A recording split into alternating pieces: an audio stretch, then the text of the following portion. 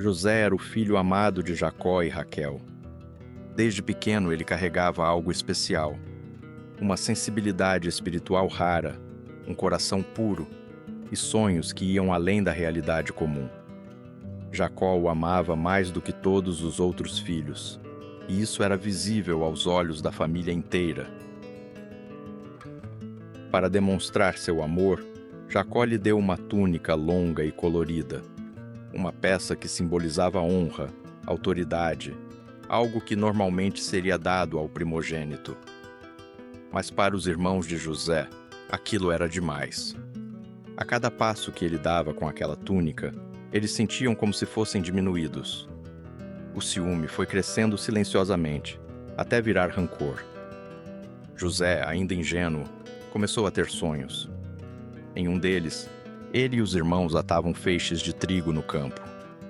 O feixe de José ficava em pé, enquanto os feixes dos irmãos se curvavam ao redor. No outro sonho, o sol, a lua e 11 estrelas se inclinavam diante dele. Ao compartilhar seus sonhos, José não imaginava que estaria lançando sementes de ódio ainda mais profundas nos corações dos irmãos.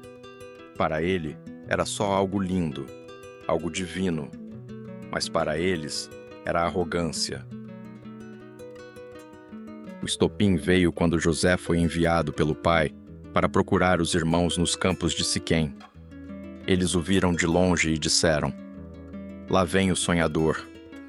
Naquele instante, tomaram a decisão de eliminar o incômodo. Pensaram em matá-lo, mas Rúben interveio. "Não tiremos sua vida. Vamos lançá-lo nesta cisterna do deserto." Assim o fizeram. José foi jogado num poço seco sem entender por quê. Seus gritos ecoaram em vão. Mais tarde, uma caravana de ismaelitas passou. Judá então propôs: "Por que matar nosso irmão? Vamos vendê-lo." E assim o fizeram. 20 moedas de prata. Foi o preço do seu destino. Eles sujaram a túnica de sangue de cabra e entregaram ao pai, que chorou desconsolado. José foi levado ao Egito, terra de deuses estranhos, de uma cultura que não era sua, de uma língua que não conhecia. Chegou como escravo, sem identidade, sem família, sem rumo. Poderia ter se rebelado contra tudo. Poderia ter desistido de Deus, de si mesmo, dos sonhos que agora pareciam tão distantes.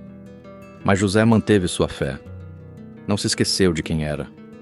Foi comprado por Potifar, um alto oficial do faraó. E ali, naquela casa, José mostrou quem era. Trabalhava com excelência, com honra, com dedicação. Tudo o que José tocava era abençoado.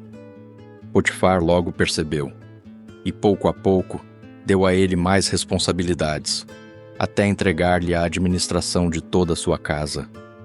A casa de Potifar prosperou como nunca antes, e tudo isso por causa de um escravo hebreu que levava Deus dentro de si. Mas nem tudo seria paz. A esposa de Potifar começou a desejar José. Dia após dia, ela o assediava, tentando seduzi-lo. Mas José se recusava. "Como poderia eu fazer tamanha maldade contra meu senhor e contra Deus?" dizia ele. Até que um dia, ela o agarrou com força.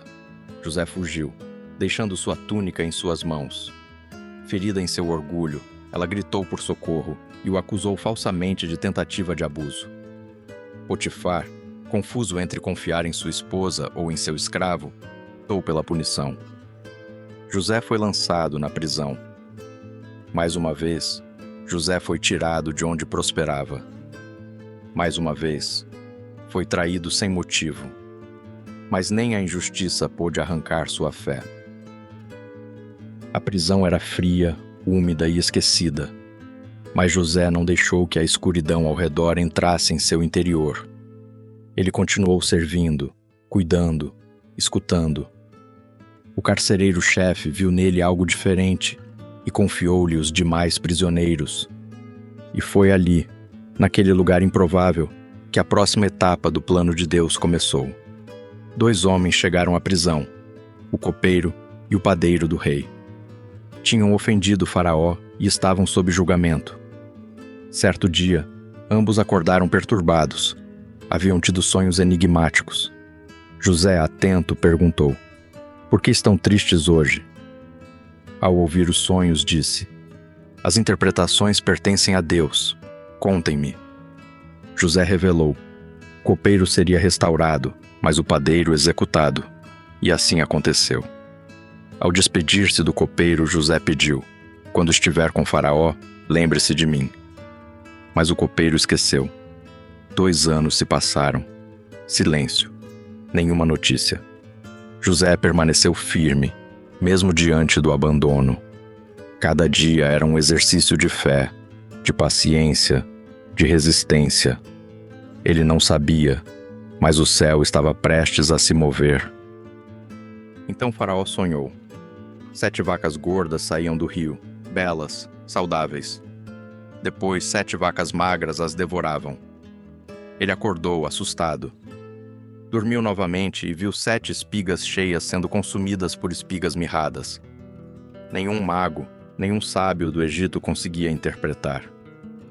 Foi nesse momento que o copeiro se lembrou: "Conheço um homem que pode ajudar." Faraó mandou buscá-lo imediatamente. José foi retirado às pressas da prisão, barbeado, vestido com roupas limpas e levado à presença do homem mais poderoso da terra.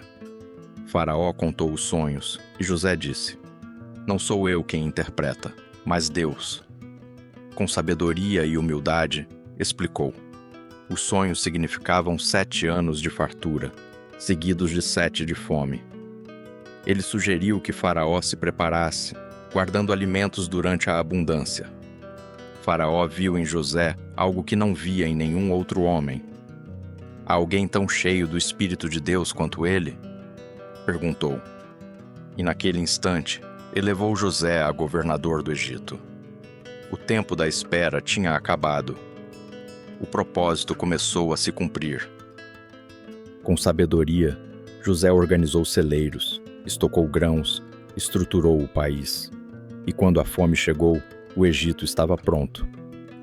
De todas as partes vinham pessoas em busca de alimento, inclusive do lugar de onde ele fora tirado.